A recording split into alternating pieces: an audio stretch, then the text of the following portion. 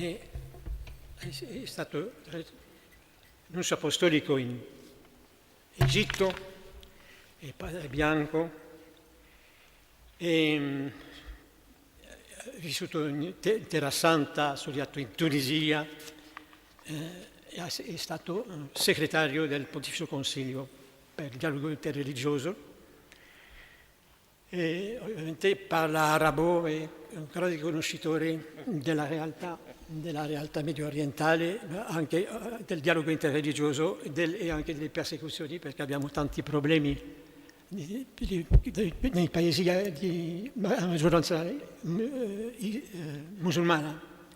Quindi adesso gli do la parola. Thank you, Eminence.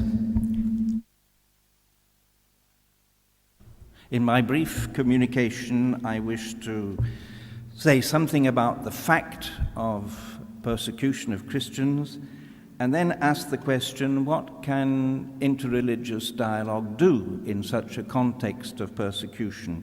But first, briefly, some elements from the encyclical Pacem in Terris. The foundational point of the teaching of Pacem in Terris is the dignity of the human person. This is the basis for determining the rights and the corresponding duties of individuals, of groups of people, and of states. The first right listed is the right to life, for it is the living person who will be the subject of further rights. And among these is the freedom of investigating the truth, and within the limits of the moral order and the common good, the freedom of speech and publication. This leads to a further right, namely the right to worship God in accordance with the right dictates of one's own conscience, and to profess one's religion both in private and in public. There is also the right to meet together and to form associations, a right relevant in the practice of religion, which is not simply a private affair. Reference is made in the encyclical to the duties corresponding to these rights, summed up in an insistence on an attitude of responsibility. Social life, it is said in the encyclical, must be based on truth, justice, love, and freedom. Now, it's interesting to note that Pacem in Terris makes no reference to the persecution of Christians. That doesn't mean that there were no persecutions at that time. It was written in the time of the Cold War, when Christians were suffering greatly under communist rule. There is no mention of interreligious dialogue either in this encyclical. A term had not yet come into use. But there is some encouragement to dialogue. For instance, number 36, we must think of human society as being primarily a spiritual reality, where people are encouraged to pass on to others all that is best in themselves and to make their own the spiritual riches of others. And further on in the encyclical, encouragement is given to Catholics to cooperate with others, even with people who are not Christians, for the benefit of humanity. They should, it is said, in number 157, quoting Mater et Magistra, they should allow themselves to be animated by a spirit of understanding and unselfishness, ready to cooperate in achieving objects which are good in themselves or conducive to good. These reflections from the encyclical Pacem in Terris are relevant when we consider the persecution of Christians. What we are concerned with is not the persecutions of old, those of under Nero or Decius or Diocletian, or those of the shoguns in Japan, but the persecution that unfortunately exists in our world today. But I think it's useful to make a distinction between persecution perpetrated by the state and violence against Christians carried out by individuals or groups. And even where states are considered, there are considerable differences. In fact, although we may talk in general about the persecution of Christians, no two situations are exactly the same.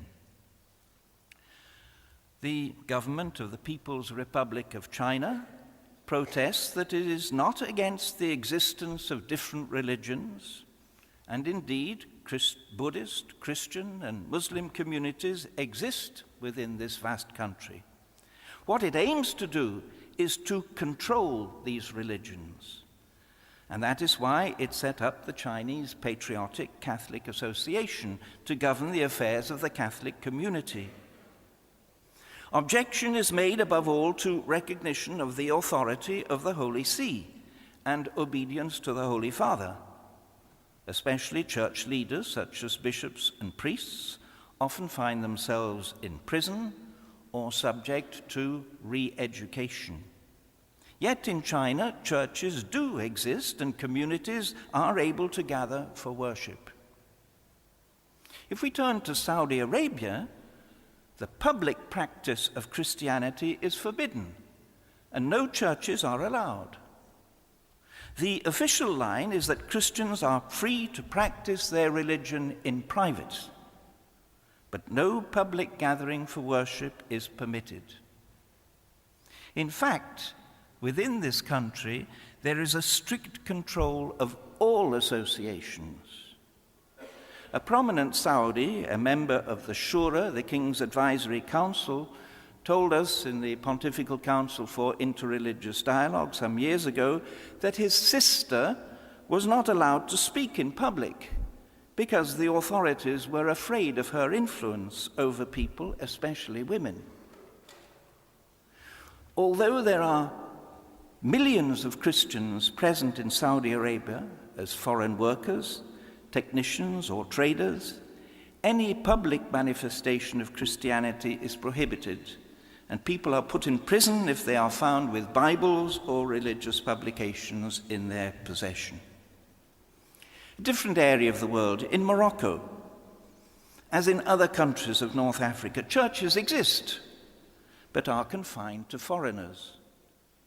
Morocco and Tunisia both have small but officially recognized Jewish communities. In Algeria and Tunisia, there are some local Christians whose existence appears to be tolerated, yet converts to Christianity are liable to be prosecuted and punished. Not necessarily so, but it's possible. In Morocco in particular, any form of Christian propaganda is considered as proselytism and severely prohibited. I have a paragraph on Pakistan, but I will leave that to Dr. Bhatti. A different continent, well, not a different continent, the north of Nigeria has been witnessing recently multiple attacks against churches. These are attributed to Boko Haram, an Islamic movement opposed to Western culture, which it considers destructive of Islam. This movement, Boko Haram, is in favor of the strict application of Sharia law, already introduced in a number of northern states of Nigeria.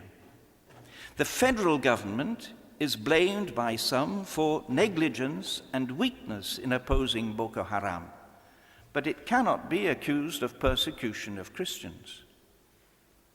In Egypt, too, where I've been for the last 6 years until last year, there have been, unfortunately, attacks against Christians, with the destruction of churches, shops, and dwellings. This violence is carried out by Islamist groups, and it is condemned by the government and by religious leaders, both Christian and Muslim. Christians complain that the forces of order do not give them sufficient protection. They also complain of discrimination. Freedom of worship exists, and the churches of the various Christian communities are well frequented, but it could be said there is no freedom of religion in the sense that it is very difficult, if well not nigh impossible, for an Egyptian Muslim to embrace the Christian faith and to be officially recognized as a Christian. The current conflict in Syria has brought immense suffering to Christians as to other citizens of this country. If Christian churches and other properties have been targeted, it is often because they have been taken over and used as bases from which to engage in combat. It is also true that the strongly Islamic character of many of the forces of opposition has led them to acts of violence against Christians.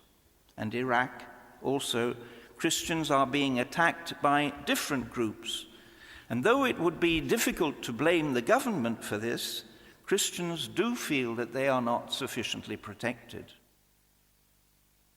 In other parts of the world, in India, for instance, or in Brazil and other countries of Latin America, individual Christians are frequently murdered.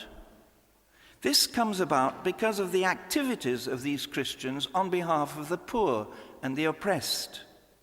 They are eliminated by those who fear that their exploitation of the poor is being threatened.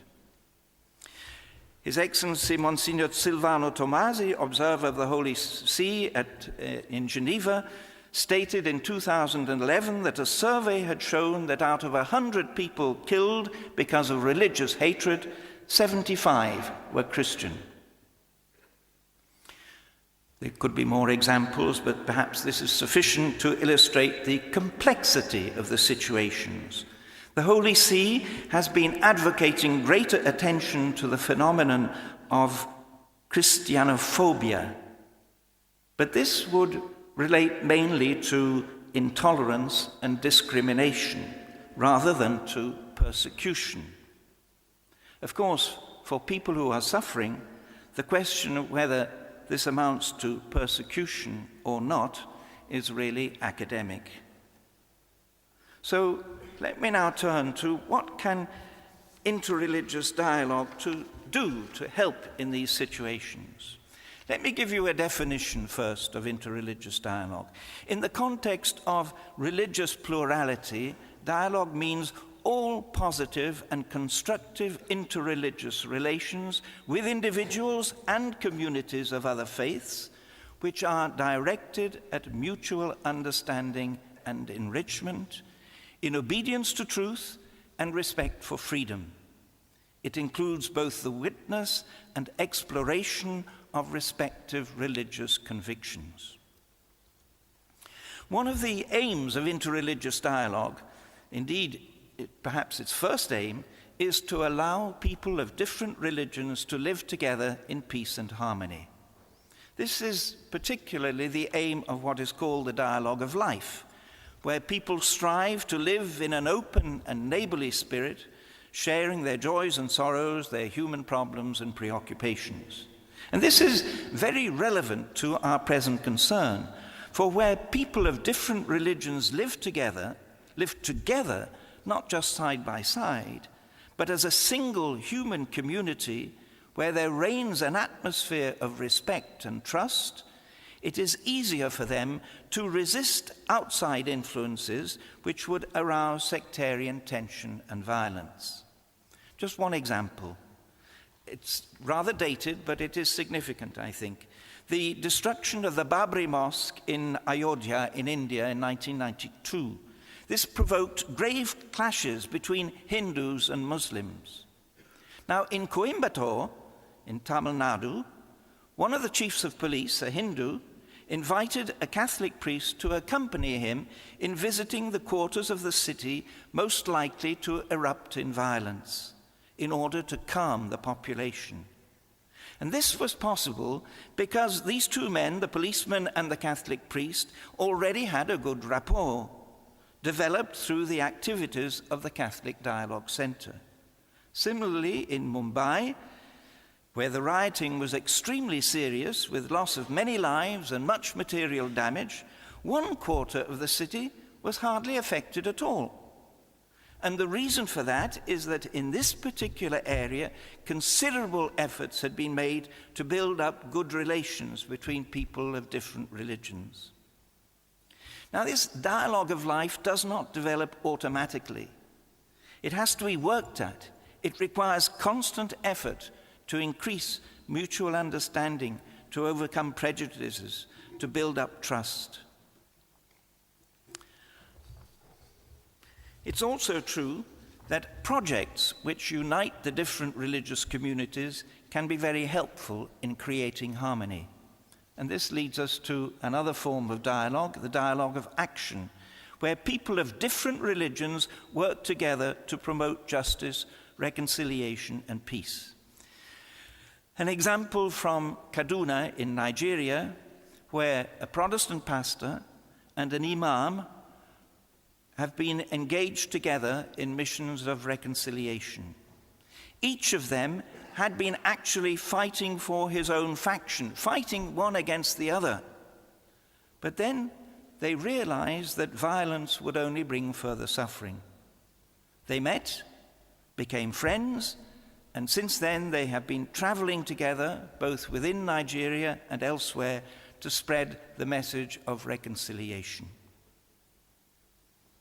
Joint action is not possible unless there's agreement on the aim of the action and the means to achieve this aim, and that discussion. And so we have the dialogue of discourse. Over the years, the Pontifical Council for Interreligious Dialogue, headed by Cardinal Toro, has been engaged in meetings that have examined or touched upon different aspects of human rights. There have been bilateral dialogues with Muslims on the rights of children, on the use of the earth's resources, on migrants and refugees, on the place of religion in society. A multilateral seminar was held on religious sources for peace according to the holy books of different religious traditions. These exchanges may not be entirely satisfactory and may appear like mere drops in an ocean of conflict, but they contribute nevertheless to creating greater understanding and a will to cooperate to maintain peace. Discussion and action should be accompanied by prayer. This was the conviction that led Blessed John Paul II to invite Christians and the followers of other religions to Assisi in October 1986 in order to pray for peace. It's why he invited Jews, Christians, and Muslims to a special weekend of prayer for peace in Europe, especially in the Balkans. And again, invited representatives of religions to gather in Assisi as a response to the events of 9/11 in 2001. At this latter gathering in 2001, various commitments were taken. I think we can put these in the category of dialogue of religious experience. It's a way of recognizing that in order for peace to be established and maintained, there is the need of the assistance of a higher power, or as we Christians would say, of God's grace. A prayer should lead to action. And here I think the final declaration of Nostra Aetate of Vatican II is relevant.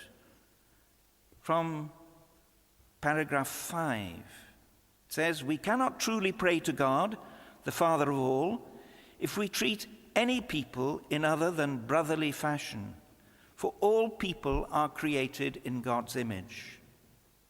The human person's relation to God the Father and the relation to his fellow human beings are so dependent on each other that the scripture says, 'He who does not love does not know God.'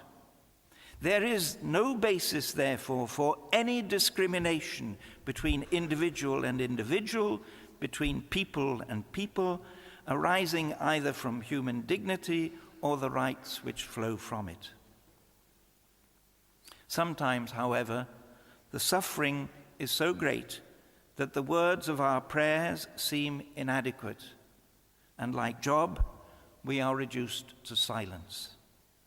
Yet even this shared silence can be a powerful incentive to continue to work together to overcome all manifestations of violence. So what conclusion can be drawn from these reflections? One would be that the limitations of interreligious dialogue must be respected. Of itself, it cannot eliminate the persecution of Christians or of any other religious minority. It can, however, by contributing to greater understanding and mutual appreciation, help to prevent such persecution from taking place. Interreligious dialogue is to be considered perhaps more as preventive medicine than as a cure. One further reflection. We naturally hear much about persecution and violence because these hit the headlines. The absence of conflict is not considered to be newsworthy. The media, and we will have a panel on that later, the media have to be encouraged to report the good news of instances where people of different religions are living together in peace and harmony. Such examples would be a positive way of combating discrimination and persecution. With the permission of the moderator, I would like just to add a little prayer relevant to today, the feast of St. Francis. Almost blind, Francis sang of the beauty of God's creation. In the very heart of war, he recognized God's presence in the heart of the so-called enemy.